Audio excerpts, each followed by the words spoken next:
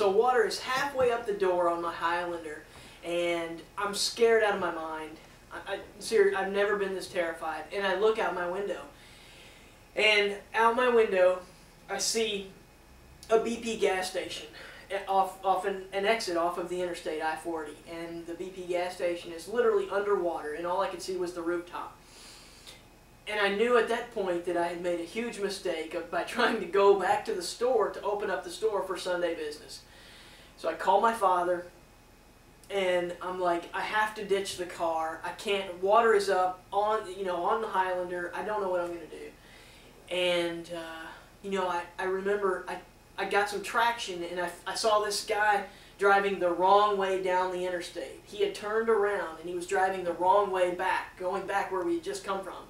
And so I followed him, and the cars lost traction a couple times, but we made it. We made it right down the interstate, and a little bit less, and soon we were just in like what might have been a foot of water, and then 6 inches of water, and we were able to get off at an exit, and I saw a Target parking lot, and we made it to the Target parking lot, and there we sat. And as we sat at the Target, I remember looking over, and I remember seeing these little girls on a rooftop, and they were literally scared out of their minds. And there was a fire truck on a road real close to where they were, but they were trying to get these girls off their roof, and there's just water all around. And I felt horrible, because what am I going to do? And then I thought maybe I should help, but then there's a whole fire crew there, so, and I'm sure the girls were fine. They obviously had help at that point, but never in my life did I ever imagine that I would be in a place, especially in Tennessee, where there are little girls on rooftops screaming because the water's too high. Yeah, they were terrified. It happened so quickly that there was no chance to prepare. There was no chance for people to predict what was going to happen with that rain event. So it was totally unexpected. It had to have been absolutely horrifying for those children and for everybody that experienced that. I sat in my living room floor. The water came up to my building. On the other side, I live in a duplex. And at that point, I was like, is it going to come up anymore? I mean, I've been in Tennessee 19 years. We've seen some severe rain in that time. So I just thought we were having some severe rain. So yeah, I can't imagine having been out experiencing your story there that you just shared. That had to have been horrible. It was. And I think it's the reason why this book resonates with so many people, and obviously that. It's what called you to do it. Everyone who sees it and looks at it tell me the same thing, yes. Well, we are proud to be a part of the book. We're proud to know you. We're happy to be helping in the smallest of ways. I don't know that one can say that selling a book means that you're helping somebody, but we try. At some point, we will be helping people. At this point, the most immediate tragedies, we've gone through those. But there are people who are still homeless. There are people who will never recover. There are 25 dead people that weekend in our state. They're listed on that first page in the book. This was a life-changing event, and for those people, morbidly so, and there's no nice way to say that, and for all of the people that they left behind, I mean, this was an unbelievably life-changing event. When I say incalculable, I'm thinking we cannot put a value on public or private sector damage. We can't put a value on someone's life. The people who lost just their photos, all of their family history and memories, these things, there's no price for that. So every support that we get, this project gets, from you guys, from anyone that supports this is how this book is going to be a success. And when I say this book, I really mean the project. And the project is to give funds to organizations that are going to help people and also help people prepare for future disasters. I think that might be a good place to break in and maybe name the people who are going to benefit, the charities that you are helping with this book? Well, I know we've talked about one. Yeah, the ASPCA, they were called in by our Humane Society because our Humane Society was so, no pun intended, inundated with animal victims and stranded animals.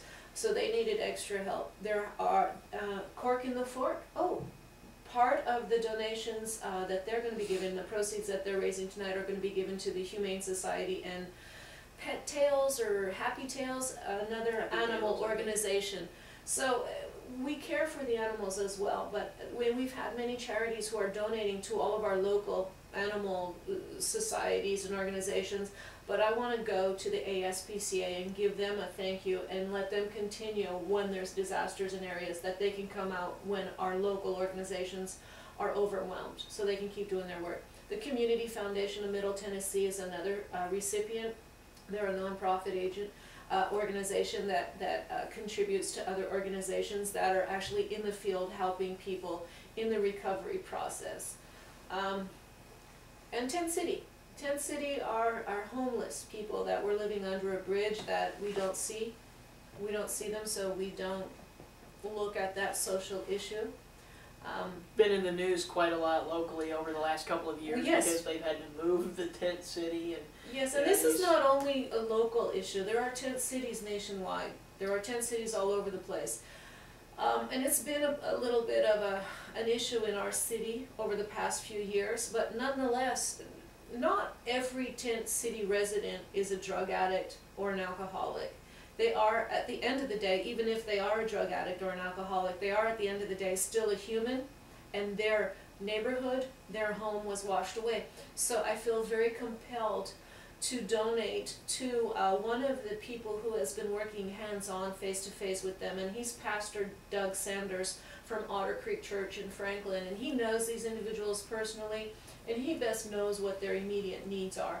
So at some point we will give him some funds. Where the funds go to. Yeah, we'll be giving him some funds to address what their residents' needs are. So those are the organizations that we'll be giving funds to. Great. And before we move on to talk about future projects or anything else, I want to say a note, and I hadn't planned to do this, but seeing the page which lists the fatalities from the flood, I'm reminded of our Williamson County loss, and that was Mr. Ned Lee. And his name is listed in Williamson County on that page. And Ned frequented this store. He was, and as a matter of fact, I think we have pictures from opening day last October, and I'm almost positive that Ned was here even on opening day. But he frequented this store, and he was very passionate about the Harpeth River, and he was part of the Harpeth River watershed photography program. You know, he was working, and it's something like that. Don't quote me, folks, but he would always come in, and he was always talking about his photographs of the Harpeth. And you know, it's Ned was a tremendous loss, I think, for this area, and you know, he's someone who actually, you know, touched the lives of everybody who works at Yeoman's, because he was he was a regular. He was I've never met the man. I don't know anything about him personally, other than what I gathered in researching for his name to be in that list. And he was a man of the community. He cared deeply about his community, and I believe he died trying to save people in this community during the flood, and that's how we lost this guy. So it makes it even more sad, but it's testimony to how much he cared for his community and the members of his community. Absolutely. Is there anything else about this project in particular that you'd like to leave us with?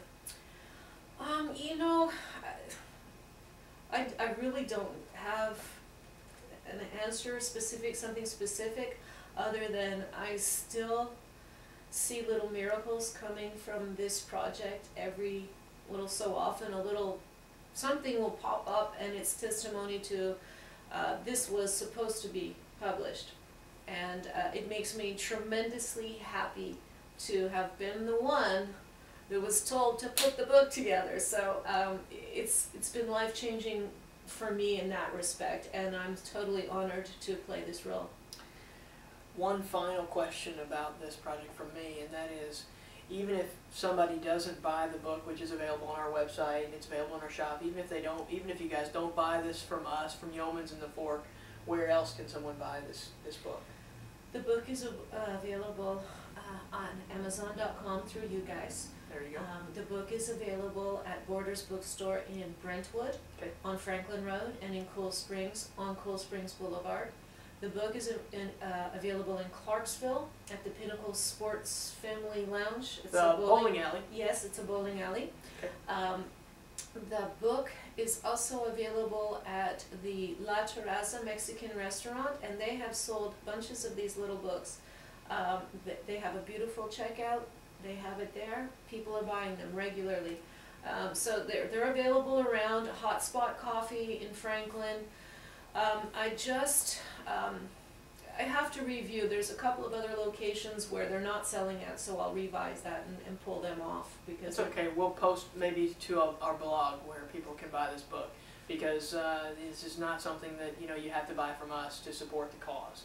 Absolutely not. And the website and the blog spot, it's for the project's purpose.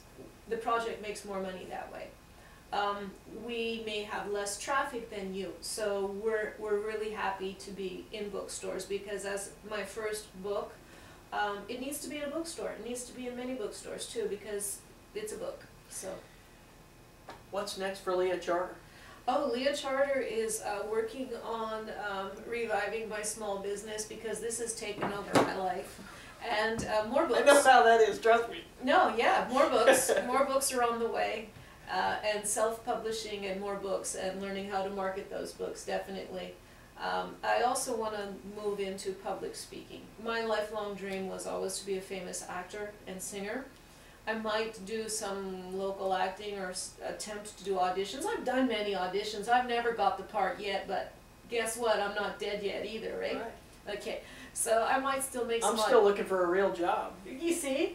So more books for sure, because I absolutely love the creation process. I mean, when I get in creative mode, that's where I'm just really effective there. So more books, definitely. Of course, we know Tennessee 2011, a year of recovery, is already in the works. Again, it's going to be the same dimensions, the same kind of thing. I don't know what the cover photos are going to be yet. But that's in the works, so I'm excited about that. Any last words? No, that's it. Thank you so much for having me.